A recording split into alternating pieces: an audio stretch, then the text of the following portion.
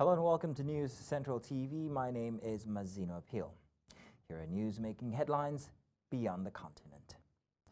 We begin the news in Asia, where protesters opposed to South Korea's impeached President Yoon Suk Yeol react after investigators halted their attempts to arrest him on Friday. South Korean investigators abandoned their attempts to arrest impeached President Yoon Suk Yeol at his residence on Friday over a failed martial law bid, citing safety concerns after a standoff with his security team. Yoon, who has already been suspended from duty by lawmakers, would become the first sitting president in South Korean history to be arrested if the warrant is carried out. The president, who issued a bungled declaration on December 3rd that shook the vibrant East Asian democracy and briefly launched it back to the dark days of military rule, faces imprisonment or, at worst, the death penalty.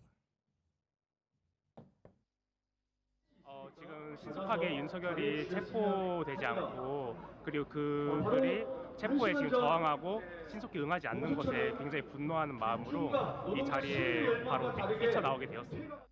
굉장히 답답하고 그리고 지금 내란 사태가 지금 국민들의 심리적으로 위축하게 만들었는데 이런 상황이 더 길게 장기적으로 이어질 것 같아서 굉장히 암울한 마음이 들었습니다. 그 영장이 발부되고 나서부터 언제 집행되나 사실 오매불망 기다렸습니다. 오늘 아침에 일어나서 공수처에서 출발했다는 소식 듣고 걔도 반드시 체포되기를 간절히 바랬는데요. 올라오면서 이 공수처가 물러갔다는 소식 듣고 정말 허탈하고 분노하고 정말 이 답답한 마음을 이를 데가 없습니다. 그래서 오늘 반드시 윤석열을 체포하고 우리 법의 심판대에 올려놓고 저는 대구로 내려갈 생각입니다. 너무 방송을 보면서 너무 답답한 마음이 많이 들었고요. 이게 국가기관이 제대로 법이 제대로 작동하지 않고 국가기관이 윤석열을 체포하지 못하면 우리 국민들의 힘으로 민주노총의 힘으로 반드시 윤석열을 체포해야겠다는 마음으로 이 자리에 함께하고 있습니다. Now joining us on the news to discuss this is the foreign policy analyst Bolu Michael-Biyi. He joins us from Abidjan, Ivory Coast. Bolu Michael, you're welcome. Thank you very much for joining us this evening. Let's get started by asking what problems might investigators face when trying to arrest or impeach the impeached president, especially when there are guards and supporters stopping them. Well, I think the first thing, as we would expect, is that the the president's security forces would put in place physical barriers. I think that's the first thing that first challenge might face. This will prevent them from moving into the president's residence to execute the arrest.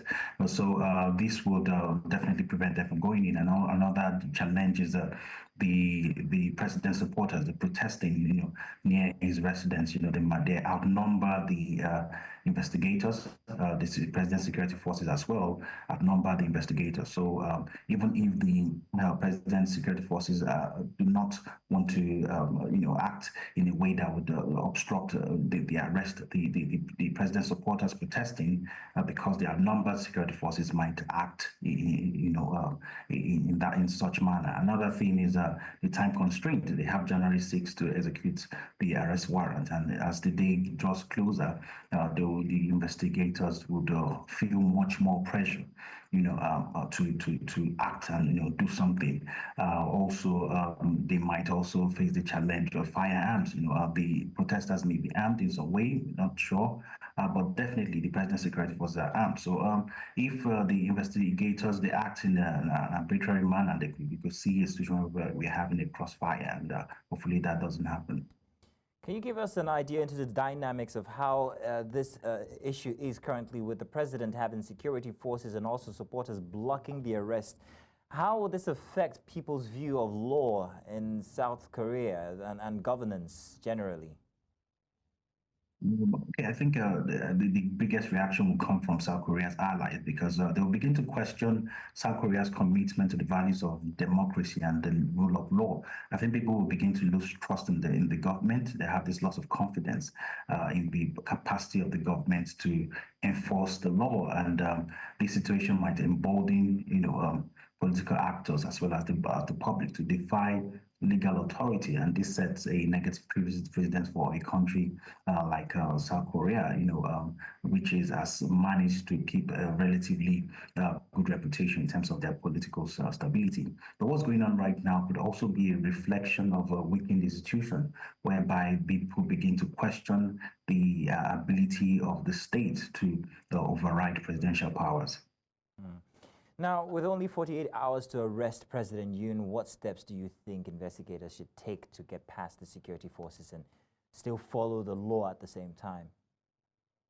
Well, they have an acting president in place. I think, because he's part of the government, there's not much difference in terms of the status quo, in terms of leadership. But I think a first step would be to ask the acting president to order the president's security forces to stand down and let them, and let the investigators do their job. But another option that they have is to go after or to investigate and, if possible, detain the key figures within the president's security forces. When the head is attacked in any way, to weaken the body. Even the Holy Book said that if the eye be sound, the whole body will be full of life. So it means that if the head is not sound, the whole body will be weakened as well.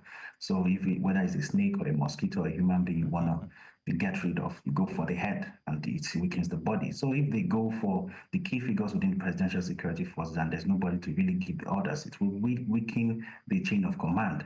And the third option I think they might want to explore is to actually negotiate with the legal team of the impeached president. He has legitimate fears like life imprisonment and things like that. So if they could give certain assurances, I think the impeached president would himself, turn himself in. Oh, Bolu Michael, not just life imprisonment, there's also the touting of the death penalty. Let's remember that. Do you think this is actually the main reason why he's refusing to cooperate with investigators?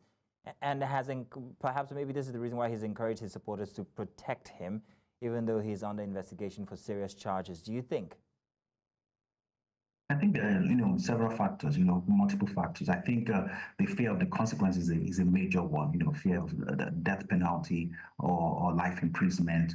It could also be a political strategy because when politicians act victim, it gives a potential. There's a potential that they will garner the public support, in a way. And if he believes that he has acted in the interest of the country, then if he believes he's innocent, then he would definitely be defiant and not want to lose his position. Another reason might be security concerns. You see, he's not even been arrested yet. There's chaos. What if he now gets arrested? Then that could lead to a major civil unrest. So he might be deciding to not turn himself in just to ensure that the current instability is not worsened.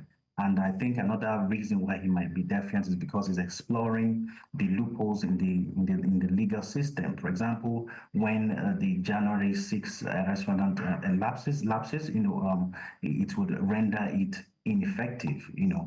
So he might be delaying to explore the loopholes in the legal system, and this delay tactic may turn out to be in his favor. So there's several factors, but I think one primary reason would be the fear of consequences, that is life imprisonment and possibly death.